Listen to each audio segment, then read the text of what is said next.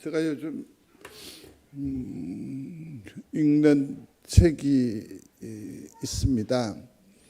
이게 한국교회 트렌드 2023이라는 건데, 트렌드라는 거는 뭐 어떤 생각이거나 행동이거나 또 어떤 현상이 일정하게 이렇게 나타나서 이렇게 방향되어 지어져서 흐르는 것을 두고 트렌드라고 하지 않습니까?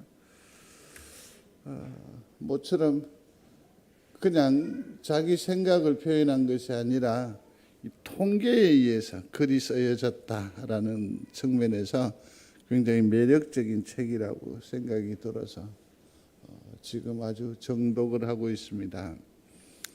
코로나19 이후로 교회 상황이 너무너무 바뀌어져 버렸습니다. 예컨대 이런 것 있을 수 있지요. 전에는 운동을 하면, 배드민턴을 치면 잘하고 신나는 일이면 하이파이브를 하거든요. 그런데 요즘은 하이파이브 아무도 안 합니다.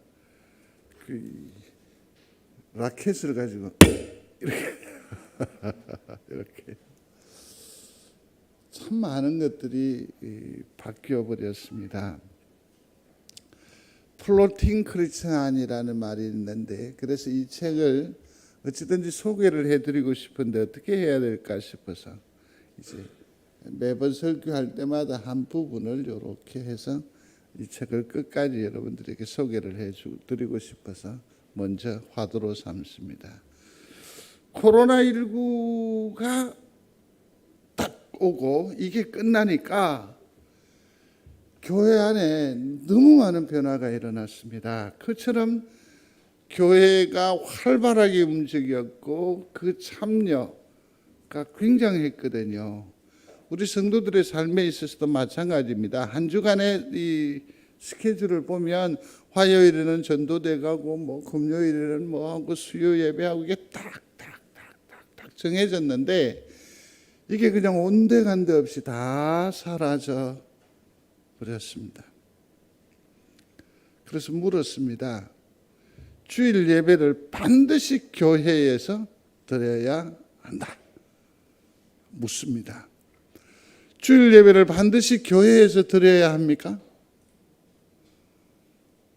대답 안 하시기로 작정하셨죠? 주일 예배를 반드시 송정제일교회에서 드려야 한다? 말은 그렇게 얘기하는 분들이 34%나 됩니다. 그러면 나머지 61.1%는 어떤 생각을 가지고 있는 사람이냐 하면 가까운 이웃 교회 가서 된다고 생각하는 겁니다. TV를 통해서 예배 드려도 된다고 생각을 하는 겁니다.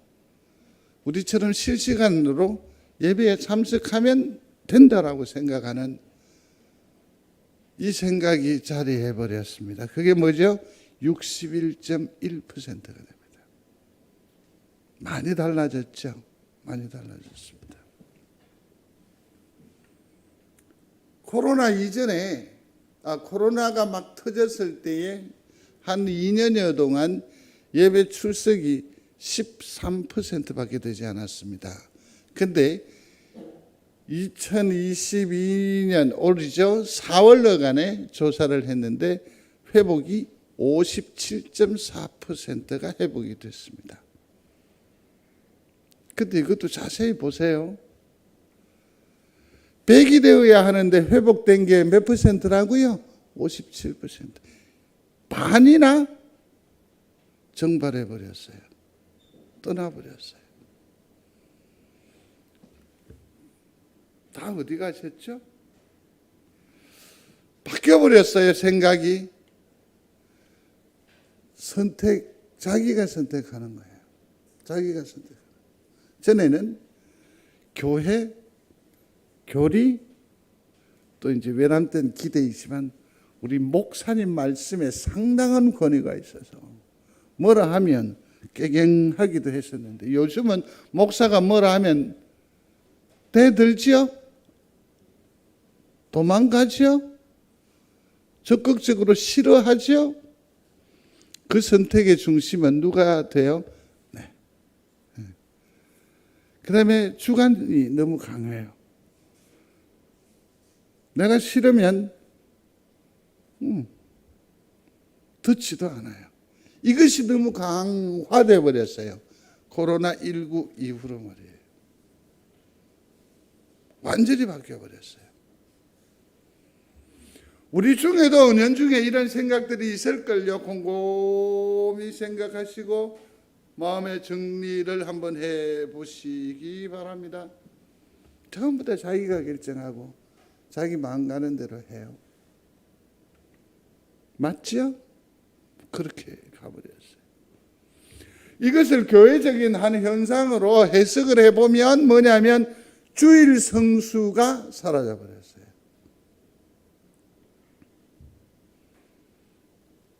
어쩌다가 헌신예배인들을 위해서 차를 타고 시내를 나가잖아요. 그럴 때 목사들은 다들 깜짝 놀래요. 어떤 데는 많은 교통량 때문에 놀래기도 하고 어떤 데는 뻥 뚫린 도심길을 보면서 놀래요. 왜냐하면 그렇게 움직여 볼 기회가 많지 않거든요. 그만큼 주일에는 어디에만 집중합니까? 예배에, 교회에만 집중해 왔었죠. 그러나 성도들도 그랬었어요. 그러나 이제는 주일 성수라고 하는 이 생각이 개념이 바뀌어버렸어요. 지금 주일 성수 가지고 여러분 자랑하는 분 계세요? 안 계세요. 때로는 어떤 일, 때로는 직장의 어떤 선택, 또 때로는 전에는 전혀 타협의 경우 수가 아닌데 요즘은 쉽게 타협해버려요. 어떻게 전에 동창회를 주일에 할 수 있겠어요? 저는 고등학교를 다니면서 국가고시 있잖아요. 그런 것도 주일날 하는 것 때문에 얼마나 교사 선생님이 되게 뭐라 하든지. 그래서 저는 자격증도 하나도 없습니다. 자격증도 없습니다. 주일 성수의 개념이 완전히 무너져 버렸습니다. 그런데 여기서 정말 놀라운 사실이 하나 있어요. 그게 뭐냐면 이처럼 61.1%라든지 나머지 32.6%나 되는 오지 않는 거리에 이렇게 붕 떠 있는 성도를 두고 뭐라고 하느냐면 플로팅 크리스찬이라고 해요. 근데 이 사람들에게서 볼 수 있는 놀라운 현상이 하나 있지요. 그게 뭐냐면 그들은 하나님을 구주로 고백해요. 하나님 없으면 안 돼요. 구원의 감격이 있어요. 그런데 예배 오지 않아요. 근데 그 사람들은 성도가 아니라고 말할 수는 있다 없다? 없어요. 그러면 이제 교회가 변해야 돼요. 코로나 이전으로 돌아가시기를 원하시면 아멘. 돌아간다고 해서 뭐가 달라지겠어요? 그때는 우리 안 싸웠나요? 그때는 우리 가난하지 않았나요? 이제는 달라져야 돼요. 달라져야 돼요. 어떻게 달라져야 하는지 이제 우리 기도하면서 이 산적한 문제를 극복해내어야 합니다. 이 일을 위해서 함께 기도하기로 마음에 감동이 있으시면 아멘. 그렇게 우리가 주목해야 돼요. 그래서 이 시대를 제대로 해석을 해야 돼요. 제대로 봐야 돼요. 제대로 봐야 돼요. 이제 본문 얘기로 들어가 보겠습니다. 나이는 숫자에 불과하다. 이 소리 들어보셨습니까? 나이는 숫자에 불과하다. 이 말은 뭐냐면 뭔가 무엇을 시작을 하려고 할 때에 나이는 핑계거리가 되지 않는다. 그런 의미인 것 같아요. 그래서 왜 내 나이가 어때서 이 또 다른 하나의 나이는 숫자에 불과하다라는 이 해석은 뭐냐면 나이가 들었다고 해서 다 어른이 아니더라. 그러한 의미에서 나이는 숫자에 불과하다라고 했습니다. 여러분들은 한번 점검을 한번 해보시기를 바랍니다. 우리가 나이를 얘기할 때에 생활의 연령과 생물학적 연령이 있고 심리적 연령이 있고 사회적 연령이 있고 개인 지각에 의한 연령이 있고 법적 노인이 있습니다. 나이가 이리 많은 줄 몰랐죠. 생년월일이에요. 생물학적은 뭐냐면 이런 거죠. 누구는 보니까 꼭 30대 같다고 40대 같다고 그렇게 얘기하잖아요. 이거는 건강에 따른 나이입니다. 그러니까 이제 저거 이제 60인데 이렇게 운동을 이렇게 할 때 보면 같지 않다고 그러거든요. 그러니까 이제 자기 짐작으로 주변의 평가로 뭡니까? 건강의 상태에 따라서 나이가 한 50이거나 뭐 이렇게 가지는 그런 관념적인 나이고 심리적인 나이가 있습니다. 나이 80이 넘어가면 이러면서 스스로 뭡니까? 이 굴레에 갇혀버리는 거예요. 여러분 나이가 지금 어떻게 되십니까? 연세가 어떻게 되십니까? 그랬을 때 심리적인 연령을 여쭤보면 표현하는 걸 보면 앞으로 뭔가를 꿈꿀 수 있고 도전할 수 있고 바지락거릴 수 있다라는 그런 가능성을 보게 되겠지요. 사회적인 연령이라는 것은 아까 나이가 들었다고 해서 다 어른이 아니다라는 그 의미로 이렇게 해석할 수 있습니다. 어느 정도 나이가 되면 결혼할 정년기란 게 있잖아요. 그래서 이런 사회적인 나이입니다. 이쯤 되면 은퇴돼서 어느 정도 뭔가를 그러한 나이가 있습니다. 그러나 법적으로 우리나라에는 노인이라고 하면 몇 세부터입니까? 65세입니다. 65세. 자, 지금 여쭤보겠습니다. 지금 저 나이에 해당해 노인에 해당하면 손을 한번 요만큼만 들어 표시해 주십시오. 그렇군요. 많으시거든요. 근데요, UN에서 발표한 새로운 나이 구분표가 있습니다. 정확하게 자기를 평가를 한번 해보시면 됩니다. 우리 나이에 해당하는 것만 보겠습니다. 18세부터 65세 사이를 뭐라고 합니까? 청년입니다. 청년. 맞죠? 청년으로 분류해요. 그 다음에 66세부터 79세를 뭐라고 한다고요? 다시는 늙었다고 얘기하지 마라 카이. 노인이라 하면 최소한 어느 정도 돼야 된다? 80세 이상은 돼야 돼. 의학이 발달했습니다. 그 다음에 또 이 모든 이 자양분 공급이 원활해졌습니다. 의식이 발달을 했기 때문에 사람들이 뭐 하죠? 운동도 열심히 하고. 왜? 조깅이나 여기 보면 얼마나 많이 운동을 하고 애를 쓰는지 모릅니다. 그렇게 해서 연령 자체가 점점 올라가요. 그래서 왜 정신없는 친구들이 혜택 주는 것을 70세로 올려야 된다라고 막 그러잖아요. 그래서 노인 어르신들이 항변을 하죠. 너희들이 늙어봤냐? 나는 젊어봤다. 속 모르는 소리 하지 말라는 얘기겠지요. 근데 저마다 이런 나이를 계산을 해보는 것이 참 어떤 의미가 있을까라고 생각을 해볼 수 있습니다만은 아이들이 사춘기를 지나게 됩니다. 그때 참 많은 혼돈을 하게 돼요. 그런데 중년 이상으로 넘어가면 우리들에게도 정신적인 혼돈의 상태가 한동안 지속이 됩니다.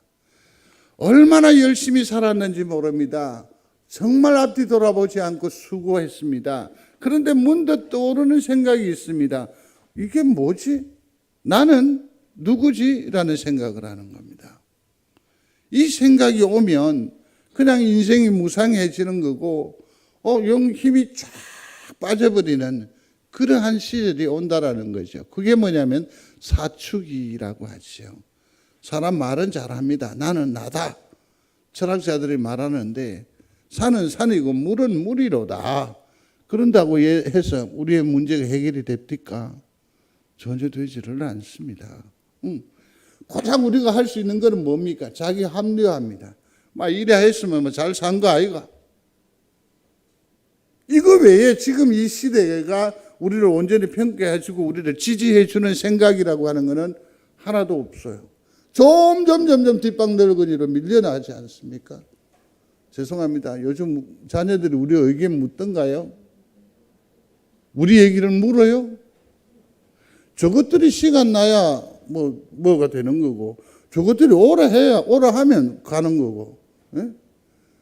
어느 권사님은 자녀들에게 복을 주옵소서 기도하던데 그 놈들이 복 받아가 내한테 뭐지 하겠나?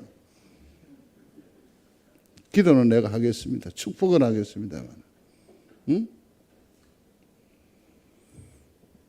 자기 합리화밖에. 곰곰이 생각해 보십시오. 열심히 살아왔는데 누구를 위한 삶이었습니까? 전부 다 타인을 위한 삶이에요. 우리가 가지고 있는 이 경험, 이 생각들을 곰곰이 정리해 보십시오. 그런데요, 내가 이걸 말하면 다른 사람들이 다 인정해 주던가요? 아니요. 내 생각과 내 말을 대부분의 사람들이 알아주지 않아요. 그러니까 당황을 하죠. 그래서 결국은 우리는 어떻게 삽니까? 그 사람이 뭐라 하는 대로 내가 맞추는 거예요. 그건 내가 나로 사는 게 아니고 타인의 삶을 살아가고 있다니까. 가정에서도 마찬가지예요. 내 인생이 얼마나 훌륭하게 잘 감당해 오셨어요. 그죠? 근데 곰곰이 생각해 보면 내 인생은 뭐로 평가됩니까?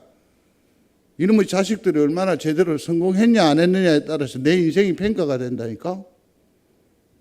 잘 키웠네. 성공했네.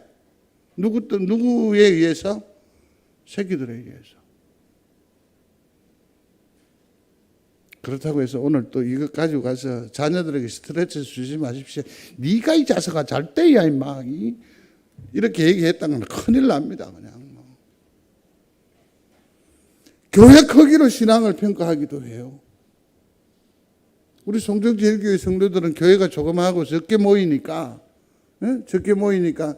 신앙도 적은 신앙입니까? 실패한 신앙입니까? 저는 절대로 그렇게 생각하지 않습니다. 나는 누구인가? 이런 어떤 딜레마에 빠지게 되면 생이 엄청난 전환을 보게 됩니다. 전환을 보게 돼요. 그런데 여기서 우리가 좀 더 냉정해질 필요가 있습니다. 나는 누구인가 여기보다는 사실은 좀 더 주목해야 할 것은 나는 누구에게 속한 사람인가를 살펴야 돼요. 이 얘기를 생각해 보면 나를 담고 있는 가정, 일터, 교회, 이게 소속이라고 생각할 수 있겠죠. 그죠? 이 소속, 내가 어디에 소속이 되어져 있느냐, 여기 굉장히 중요합니다. 한번 보겠습니다. 성도 여러분, 내가 누구에게 속했느냐라는 부분인데요. 나를 담고 있는 가정, 내가 속해 있는 일터, 교회, 그죠? 이게 안정적으로 구축이 되어져 있으면 그 인생은 의외로 놀라운 안정력을 가지고 있고 회복력을 가지고 있고 또 추진력을 발휘합니다. 그런데 이게 없으면 허물어져 버립니다. 허물어져 버립니다. 그래서 플로팅 크리스찬이라고 하는 것은 이게 붕 떠 있으니까 어디에 속하지도 않고 붕 떠 있으니까 인생이 어떻게 됩니까? 전체적으로 흔들려 버리는 거예요. 신앙도 마찬가지예요. 부평철처럼 이곳에 저곳에 붕붕붕 하면서 하나님 앞에 도저히 안정감을 누리지 못해요. 자, 그렇다고 한다면 우리는 여기에서 내가 어디에 소속이 되었는가 하는 이 부분을 잘 좀 발견해 봐야 되는데, 마틴 부버라고 하는 사람이 나와 너라는 책을 썼는데 거기에 보면 무슨 얘기가 나오느냐 하면 나를 알려면 누구를 알아야 되냐면 너를 알아야 된다는 겁니다. 너를 알아야 돼. 근데 여기서 오해를 한다는 것이 그게 뭐냐면 너가 누구냐 하면 주변의 사람들이거나 피조물이 아니에요. 여기서 부부는 누구를 말하느냐 하면 하나님을 알아야 나를 안다라는 얘기예요. 정말 저는 이 말이 복음에 버금가는 그런 진단이라고 생각을 합니다. 누구를 알아야 나를 안다? 하나님을 알아야 나를 알 수 있다라는 얘기입니다. 그러니까 이제 우리는 여기서 생각을 정리를 해야 돼. 나는 누구인가라는 물음보다는 제일 먼저 무엇을 시도해야 돼? 나는 하나님께 속한 성도인가 아닌가? 이것을 먼저 집중해야 돼요. 자, 한번 정리하겠습니다. 나는 하나님께 속해 있습니까? 내가 그리스도 안에 있음을 믿습니까? 그리스도가 내 안에 있음을 믿습니까? 이 소속이 분명하면 흔들리지 않는다라는 것이 마틴 부부가 우리에게 교훈해 주고 있습니다. 본문에 보면 삭개오라는 사람이 있습니다. 이 사람은 이 여리고에서 세리장이라고 하지 않았겠습니까? 이 여리고는 저 먼 쪽에 바다가 보입니다. 항구가 가까이 있습니다. 이 교통의 요충지입니다. 교역량이 엄청나게 많습니다. 이 말은 뭐냐면 여기에 뭐가 많다? 돈이 많이 있다라는 거죠. 세금이 막. 그런데 오늘 성경 본문은 뭐라고 말하느냐 하면 키가 작아라고 했습니다. 근데 이 말이 우리 동네에서는 자주 쓰이죠. 이걸 뭐라고 하냐면 루저라고 해요. 루저. 한번 소리해 보겠습니다. 루저. 이거는 참 우리 사람들 참 우리 한국 민족들이 참 이런 데 있어서 참 그래요. 뭐 어디에서 이제 루저라고 하면 실패자를 말하는 거고 또 손해 보는 사람, 실패자, 그다음에 전과자, 쪼다 이런 말이거든요. 근데 이 루저를 어느 때 쓰느냐면 낸시랭이라고 하는 사람이 있어요. 여기 뭐 올려놓고 있는 텔레비전에 보면 그 양반이 이 말을 처음 썼어요. 루저. 자기한테 악플다는 사람들을 두고 전부 다 루저들이라고 얘기를 했는데 뭐 범죄자라거나 실패자거나 그랬는데 요게 또 희한하게 뭐 미녀들의 수단과 거기에서 발전돼서 뭐라고 쓰이느냐면 남자가 키가 1m 80 이하는 전부 다 루저라고 하는 거예요. 지금 우리 여기에서 루저 아닌 사람 아무도 없는 것 같은데요. 전부 다 루저, 실패자기, 하나님의 실패자이죠. 삭개오는 루저였습니다. 콤플렉스가 있는 사람이었습니다. 그래서 그는 예수님을 만나기를 원하면 어디로 가야 합니까? 뽕나무 위로, 돌무화과 나무 위로 올라가야 합니다. 그 정도로 굉장한 약점이 있는 사람이었습니다. 세리장이니까 체면도 상당한 걸림돌이 되시리라고 생각을 합니다. 그러나 앞서 살폈듯이 사춘기에 들어가면 이 모든 것들을 다 극복하고 무엇을 추적하게 돼요? 그 핵심적인 물음을 쫓아가게 돼요. 근데 지금 우리는 보면 그렇게 답답해하지 않아요. 그렇게 뭐 아쉬워하지 않아요. 왠지 아십니까? 아직 우리에게 힘이 있다라고 생각을 하는 거죠. 내가 뭔가를 할 수 있다라고 생각을 하는 겁니다. 그래서 우리에게는 이러한 큰 움직임이 일어나지 않습니다. 그러나 최소한 삭개오는 나는 도대체 누구인가? 나는 지금 어디로 가고 있는가? 이 부분에 대해서 심각하게 고민하고 생각을 하는 것이요.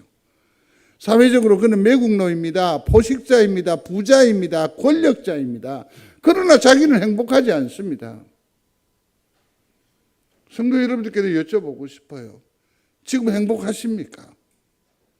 지금 행복하십니까?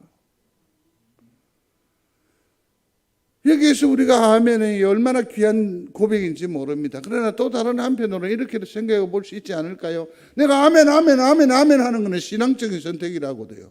내가 자꾸 아멘 아멘 아멘 아멘 함으로 말미암아 하나님께서 그런 복을 주실 줄로 믿고 그렇게 아멘 아멘 아멘 아멘 하는 거죠. 신앙적인 선택일 수도 있어요. 정작 우리의 삶이 행복하냐? 진짜 중심으로 나는 누구인가? 나는 어디를 쓸어왔고 어디로 가는가를 생각해야 합니다. 삭개오가 바로 그런 지경에 이르는 겁니다. 권력도 가졌습니다. 돈도 가졌습니다. 명예도 일절 가졌겠지요. 그러나 사회적으로는 뭐 그거 대수롭지 않습니다. 누구들이 뭐 나를 죄인이라고 하디 말디 자기는 이 모든 것의 탈출구를 뭐로 생각한 겁니까? 돈이면 뭐예요? 뭐니 해도 뭐니죠. 그런데 어느 지점에 이르니까 행복하지는 않습니다. 기쁘지 않습니다. 내가 추구해온 그것이 나를 기쁘게 하지를 않는 겁니다. 그러다가 예수의 소문을 듣게 됩니다. 예수의 소문을 들어요. 근데 주님이 뽕나무 위로 올라가서 보고 있는 삭개오를 향해서 소리합니다. 삭개오야 합니다. 한번 불러보십시오. 삭개오야. 삭개오야. 삭개오야. 주님이 나의 이름을 이렇게 부르신다면 우리는 어떨까요? 정말 자지러지겠죠. 또 다른 한편으로는 얼마나 감사할까요? 그 다음에 주님이 하시는 말씀이 내 집에 머물러야 하겠다라고 했습니다. 자, 10절을 한번 읽어보겠습니다. 같이 읽습니다. 인자가 온 것은 잃어버린 자를 찾아 구원하려 함이니라. 아멘. 자, 이 말을 보면 삭개오야 그랬고 내 집에 머물러야 하겠다라고 한 이 얘기의 의미가 여기 새로 있는 것 같아요. 그게 뭐죠? 삭개오는 주님에게 있어서 또 혹은 모든 사람에게 있어서 잃어버린 자가 된 거죠. 사랑하는 성도 여러분, 우리는 주님께 잃어버린 자입니까? 찾은 자입니까? 발견되어진 자입니까? 믿으시면 아멘. 우리는 예전에 다 잃어버린 자였습니다. 잃어버린 자 되었더랬습니다. 삭개오가 그랬다라는 거죠. 자, 그러한 잃어버린 자가 왜 삭개오가 나무에 올랐느냐? 여러분, 뽕나무에 올라갔다라고 우리가 어릴 때부터 주일학교에서 듣지 않았습니까? 이게 이해가 잘 되질 않았죠. 근데 이게 무화과 나무입니다. 무화과 나무가 한 2, 3m 큰다고 한다면 이 돌무화과 나무는 거의 10m 넘게 큽니다. 엄청나게 큽니다. 다년생입니다. 기백년을 살기도 합니다. 근데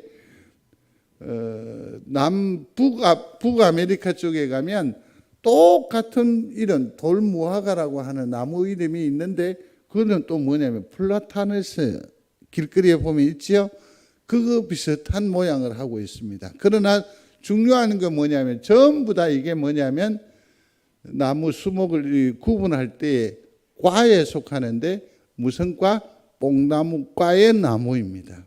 그래서 뽕나무라고 해석을 했었죠. 번역을 했었죠. 예루살렘에 있는 나무의 크기를 보십시오. 여기를 올라갔었습니다. 자, 여기서 삭개오는 두 가지를 잃어버린 자 삭개오는 두 가지의 엄청난 충격을 받게 됩니다. 하나는 뭐냐면 삭개오야 했습니다. 한번 소리해 보십시오. 삭개오야. 삭개오야 그랬어요. 지금 누가 말씀하시는 겁니까? 예수님께서. 예수님께서 내 이름을 아신다? 이게 삭개오에게는 엄청난 충격이었을 겁니다. 사랑하는 성도 여러분, 내 이름을 아실까? 내 이름을 아실까?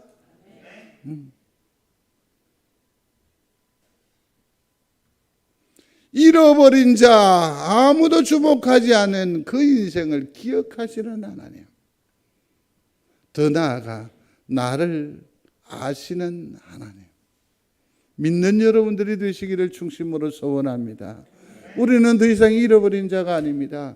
더 이상 우리는 루저가 아닙니다. 우리는 하나님의 기억된 바 된 참으로 의미 있는 인생임을 다시 한 번 더 발견하는 여러분들이 되시기를 중심으로 소원합니다.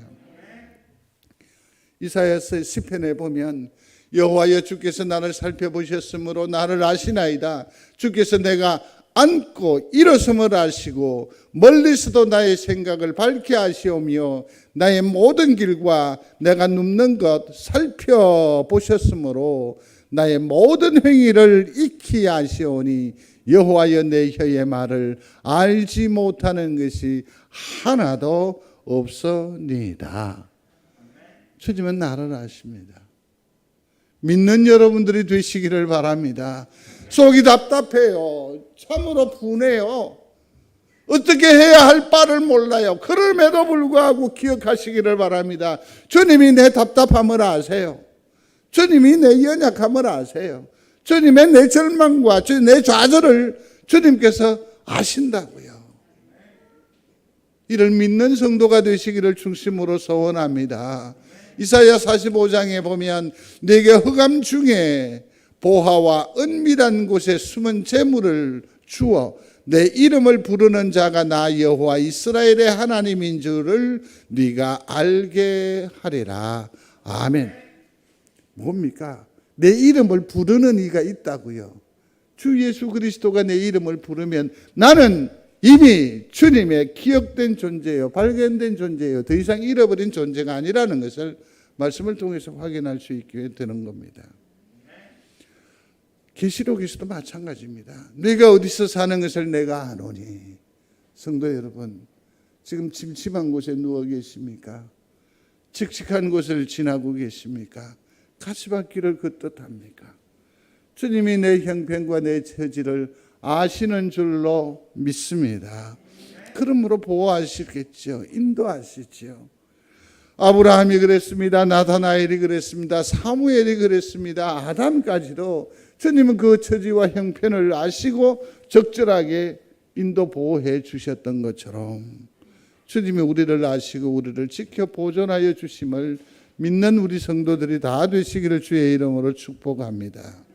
그렇습니다. 주님, 그는 나와 우리를 잘 아십니다. 아십니다. 두 번째로는 뭐냐면 내가 내 집에 묵어야 하겠다라고 말씀하시는 겁니다. 다들 꺼리는 사람인데 죄인이라고 생각을 하는데 지금 수건되고 있지 않습니까? 이것이 어떤 의미로 말해서 예수를 잡는 데 하나의 빌미가 될 그런 거리가 발생한 거 아닙니까? 거기 들어가면 안 돼요. 의인은 악인의 자리에 섭니까? 않습니까? 아주 구약적이고 유대적인 생각을 가지고 있는데 거기에 들어갔다라는 것은 동료로 취급할 수밖에 없거든요. 주님이 말씀하십니다. 내가 네 집에 묵어야 하겠다. 이 말은 뭐냐면 내하고 친구할래? 이 말씀입니다. 사랑하는 성도 여러분, 주님이 내게 오시면 어떨 것 같습니까? 주님이 우리 집에 오시면 어떨 것 같습니까? 어떨 것 같습니까? 요즘 신방 문화가 상당히 아쉬운데 한쪽 방에 그냥 죄다 다 집어 던져놔. 그러다가 그냥 화장실인 줄 알고 문을 열었더니 목사님 그건 안 된다고, 거기는 안 된다고 그러는데 주님이 우리 집에 오시면 어떨 것 같습니까? 저는 한번 오셨으면 좋겠어요. 그럼 집이 아주 깨끗해질 것 같은데. 나와 친구할래? 나를 친구로 받아줄래? 그래서 너무너무 놀라는 겁니다. 너무너무 감격해하는 겁니다. 삭개오가. 사랑하는 성도 여러분, 내 이름을 아시는 주께서 내게로 찾아오심을 믿는 여러분들이 되시기를 바랍니다. 내게 오시는데 어떤 조건들이 있던가요? 조건이 있었어요? 아무것도 없어요. 내게 오시는데 무엇으로 오십니까? 순전히 은혜로 오시는 거죠. 이게 바로 하나님의 은혜의 진수입니다. 은혜의 성도들이 다 되시기를 주의 이름으로 다시 축복합니다. 그래서 이 찾아온 주님, 찾아오신 은혜로 말미암아 삭개오는 뭐가 된 겁니까? 찾은 자가 된 겁니다. 발견되어지는 것이지요. 같이 읽겠습니다. 삭개오가 서서 주께 여짜오되 주여 보시옵소서, 내 소유의 절반을 가난한 자들에게 주겠사오며 만일 누구의 것을 속여 빼앗은 일이 있으면 내 갑절이나 갚겠나이다. 아멘. 여기서 얼마나 그의 죄가 사악하며 또 예수 그리스도를 만났으면 최소한 그에게 예수 그리스도에게 어떻게 보답을 해야 되느냐 다 생각하지 마십시오. 이미 주님이 삭개오를 불렀다, 친구로 선택을 했다라는 그것 때문에 뭡니까? 삭개오는 이제 뭐가 된 겁니까? 찾은 자가 된 겁니다. 이 의무를, 이 조건 때문에 그런 건 아닙니다. 내가 너를 친구로 삼을 테니까 너는 이러저러 해라, 하나님 말씀하시지 않으셨습니다. 이거는 자의적인 얘기입니다. 또 하나 더 읽어보겠습니다. 같이요. 예수께서 이르시되 오늘 구원이 이 집에 이르렀으니 이 사람도 아브라함의 자손이미로다. 인자가 온 것은 잃어버린 자를 찾아 구원하려 함이니라. 아멘. 이게 뭔지 아십니까? 은혜라고 합니다. 소리하십시오. 은혜. 그래서 나를 발견해 주는 거죠.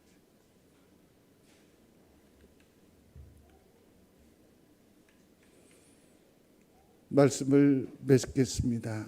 나는 루저입니다. 잃어버린 자입니다. 날마다 체념하면서 무너져 내리는 사람입니다. 근데 여기서 체념이라는 말을 사전에 보면 이렇게 되어 있습니다. 희망을 버리고 아주 단념하는 것을 말합니다. 그러나 두 번째는 뭐가 있지요? 도리를 깨닫는 마음이라고 했습니다. 도리를 깨닫는 겁니다. 지금 이 처지, 이 낭망의 계절에서도 우리가 무언가를 똑바로 볼 수 있고 똑바로 생각할 수 있고 똑바로 인정한다면 지금의 이 낭망의 계절이 희망의 계절로, 힘 있는 계절로 전환해 갈 줄로 믿습니다. 왜 이렇게 힘이 무기력하냐고요? 주님 바라보라고요. 왜 이렇게 비참해졌냐고요? 기도하라고요. 이 깨달음이 있는 성도가 복된 줄로 믿습니다. 삭개오는 그러므로 어떻게 합니까? 이 루즈며 참 행편없는 자기 인생 몰골을 돌아보면서 뽕나무 위로 오르지 않습니까?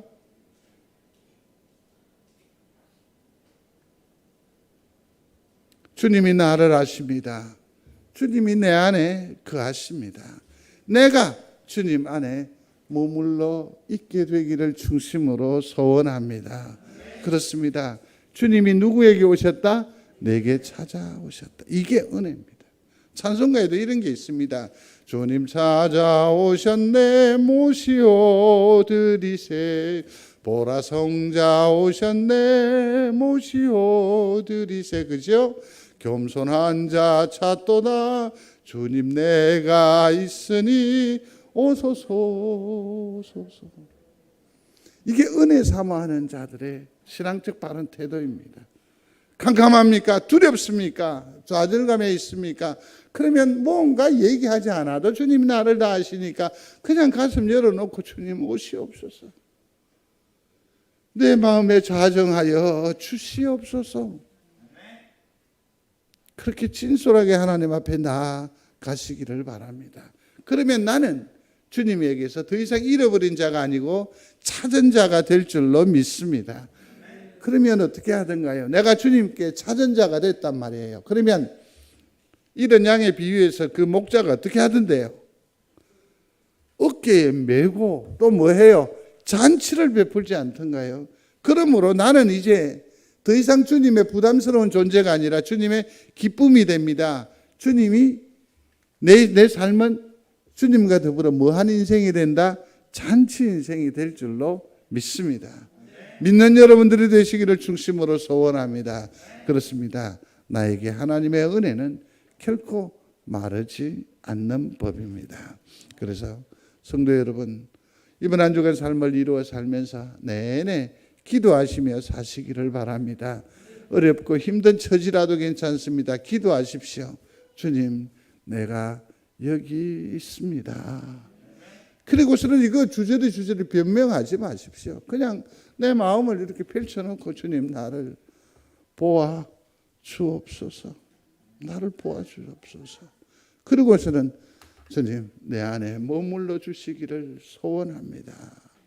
이러할 때에 주께서 우리 성도들의 심령 가운데에서 또 삶의 영역에서 함께하여 주셔서 곧 은혜를 더하여 주시어서 우리의 기쁨이 넘치게 되고 아니 우리의 삶이 그냥 주님의 기쁨이 되는 복된 은혜가 흘러 넘치게 될 줄로 믿습니다. 기도하겠습니다. 아버지 하나님, 나에게 찾아오는 은혜가 보여지는 영광을 주옵소서. 감사하게 하시고 주께서 내게 주시는 은혜로 이 험난한 세월을 잘 감당하게 하여 주시옵소서. 함께 하신 주를 찬양하며 예수님 이름으로 기도드리옵나이다. 아멘.